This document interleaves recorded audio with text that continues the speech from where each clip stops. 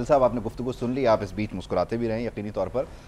دیکھیں معاملات جو ہیں وہ طے ہو رہے ہیں یا ان کو طے کرنے کی کوشش کی جا رہی ہے. آپ اس کا کوئی اور مطلب لینا چاہے لے لیں, لیکن طے ہوں گے 8 فروری کو, یہ رانا صاحب بتا رہے ہیں. ایسا ہی ہو رہا ہے یا پہلے سے سب کچھ طے ہے؟ وہ کوئی آج کل سوشل میڈیا پہ بھی لکھ رہا ہے کہ نون لیگ کا منشور ہے کہ ساڑی گل ہو گئی ہے, وہ کیا ہے؟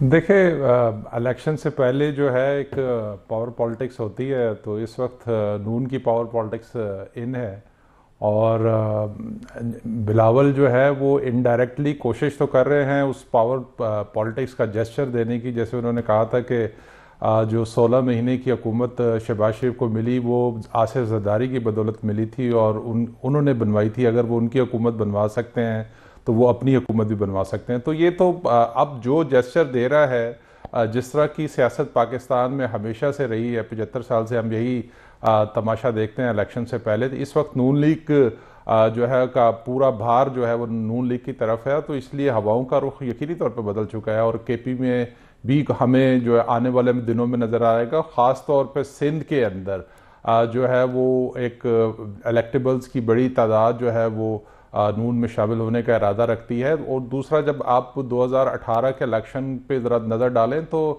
آپ دیکھیں کراچی کے اندر جو مرکز کی سیٹیں ہیں وہ بے شک پی ٹی آئی لے گئی تھی, لیکن آپ صوبے پہ نظر ڈالیں تو 40+ سیٹیں جو ہے وہ ایم کیو ایم کے پاس گئی تھی. تو یہ بڑا جو ہے وہ کوشچن مارک ہوگا پیپلز پارٹی کے لیے, الارمنگ بھی ہے صورت. اور پیپلز پارٹی اسی وجہ سے خوفزدہ بھی ہے کہ اگر سندھ کے اندر کوئی اس طرح کے معاملات ہوئے تو یہ نہ ہو یا سندھ سے ان کی حکومت چلی جائے گی یا مرکز میں ان کے پاس تعداد جو ہے وہ کم ہو جائے گی.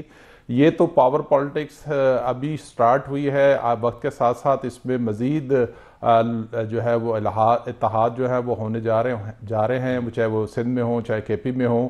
اور جیسے رانا صاحب نے بات کی کہ فضل الرحمان کے ساتھ صرف کے پی نہیں, مجھے لگتا ہے کہ بلوچستان میں بھی شاید کچھ ان کا جو ہے وہ اتحاد بن جائے اور حکومت دونوں پارٹیوں کی ہو بلوچستان کے اندر بھی.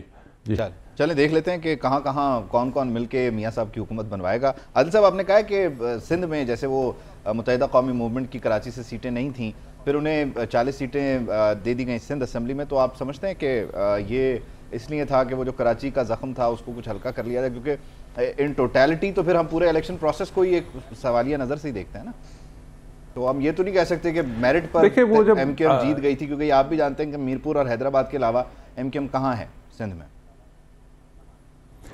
بالکل ایسا ہی ہے. ایم کیو ایم نے ہمیشہ کراچی اور حیدرآباد کی بنیاد پر سیاست کی ہے, اور ہمیشہ ہی ان کی سیاست جو ہے وہ ایک پریشر گروپ کے طور پہ رہی ہے, اور وہ ہر حکومت میں ایک پریشر گروپ کے طور پہ شامل ہوتے ہیں, اور پھر جب اشارہ آتا ہے تو وہ اس پہ علیحدگی کر لیتے ہیں. تو اس وقت بھی اگر ان کا نون سے اتحاد ہے تو کافی عرصے سے ان کا پیپلز پارٹی کے ساتھ معاملات چونکہ ٹھیک نہیں چل رہے تھے, اور بہت سارے جو بلدیاتی الیکشن ہم کے حوالے سے کمٹمنٹ تھیں پیپلز پارٹی نے وہ پوری نہیں کی, تو وہ نیچرل تھا. ایک تو وہ ہو سکتا ہے کہ کچھ کسی کی طرف سے انہیں اشارہ دیا گیا ہو کہ نون کے ساتھ ہاتھ ملا لیں, تو اس وجہ سے انہوں نے ملا لیا, اور اسی لیے پیپلز پارٹی کے لیے زیادہ مشکل صورتحال ہے کہ ہو سکتا ہے کہ ان کے لیے سندھ میں حکومت بنانا اتنا آسان نہ ہو. قافلی والے اور وہ آپس میں ایک دوسرے سے پوچھتے ہی تھے, تمہیں آیا, پھر پتہ چلا کسی کو نہیں آیا.